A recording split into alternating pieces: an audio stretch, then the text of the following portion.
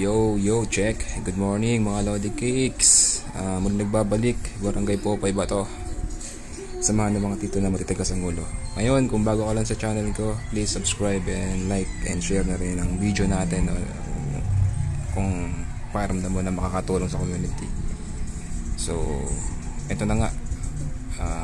Currently November 20, 2024, mga Lodi Cakes, no? Sa mga may hold ng Ronin dyan, Ronin coins, nagpapump po si Ronin, mga Lodi Cakes.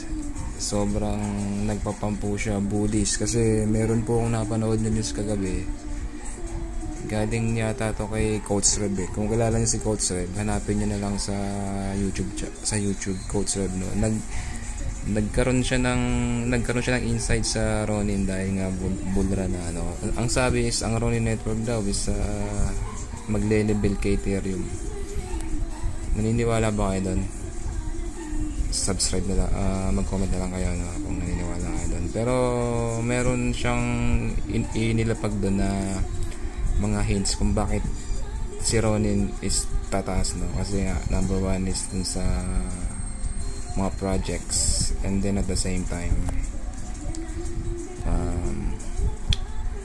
number one gaming platform sa web talaga si Ronin, no? So ngayon currently si Ronin is nasa 1.88. Nag-profit na po tayo, no? Kasi nakahold ako ng Ronin, pambibili ko yan ng WF token. Dahan-dahan habang tumataas si Ronin, take profit lang po, and then pag bumaksak yung tinake profit ko is ibibili ko ng coins na Ronin again. So ganun lang. Ang tawag yata doon is DCA DCA, di ko alam, basta yung narinig ko sa mga traders, no? So ang ginagawa ko is nag-hold ako ng Ronin, and then pag nagpa-pump siya kahit mga 10%, kinukuha ko yung profit na iniiwanan ko lang. Ganun lang po ang ginagawa ko. Not financial advice, pero effective naman, kasi hindi naman palaging tumataas yung price ni Ronin, pag na-pick niya yung price niya, nauntog, bigla po yung babaksak dun sa niya, support niya, no? Pag nauntog sa resistance, hindi niya kaya. Pero ngayon tumataas, not financial advice, mga Lodi Cakes, no? Ang kagandahan kasi sa Ronin, pwede mo siyang i-stick, and then at the same time is super bullish po sa Ronin dahil ang dami po niyang mga games ngayon na pumasok sa kanyang Web3 platform na mga bullish din, at yun po yung magpapataas sa kanya, especially yung Ragnarok Master World, no? Alam na po natin. So back on the topic, sinitip ko yung Ragnarok, no? Nagtaka lang ako kasi mukhang nag-increase sila ng Senate token para sa leaderboards.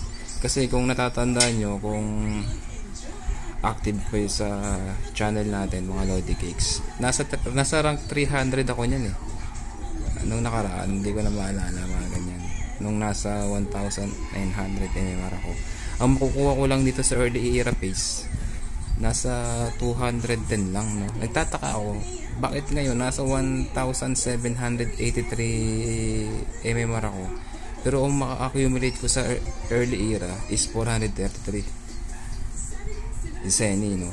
Sa early era. Hindi ko alam, baka nag-update sila, no? Check nyo na lang din yung mga account nyo, kasi sa akin, itong lumalabas, i-check ko siya, legit talaga siya, kasi yung mga nasa level ng 1783 is 43 rin. Dati, pag nandito ka sa level na to, nasa 210 lang. So ibig sabihin na nagdagdag sila, no? Nagdagdag sila ng Zeni token na ma-earn para sa leaderboard sa early era, kasi siguro nakikita nila na masyado mababa yung na-accumulate na token ng mga nasa rank 1,800, 1,700, blah, blah, no? So yan po, no? Update lang po sa lahat. Check nyo po yung Ronin wallet nyo, punta po kayo sa ragmons.gg leaderboard site at makikita nyo po yan, no? Yan po, meron po tayong 77% na average NCR. So yun lang, mga Lodi Cakes, konting update. Siya nga pala, shoutout kay Mr. Baya Crypto, kasi palagi niya tayong shoutout sa mga content niya bago mag-umpisa pa lang, no? Maraming salamat, at kahit pa paano sa update ko, nakakatulong din ako sa ibang YouTuber. Yun. Kay Mr. Mike Tamago, Mr. Mike, Sir Mike, baka naman, no? Yan, kung gusto niyo maging content creator, message nyo lang, mag-comment lang kayo at sasabihin natin yan kay Mr. Mike Tamago. Kasi nag-accept siya ng mga content creator, no, para sa Web3 game, no. Mabait yan si Mr. Mike, approachable, no.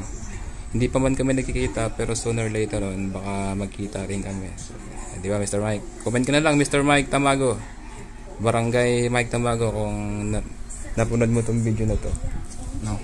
So hanggang doon lang, mga Lodi Cakes. Keep grinding lang dahil super bullish tayo sa Seni token.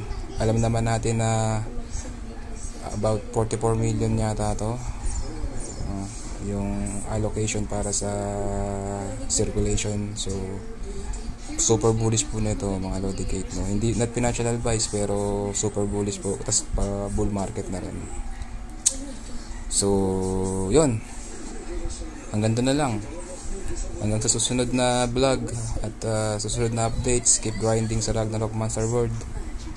Barangay Popeye ba to? Samahan ng mga tito na matitigas ang ulo. Signing out.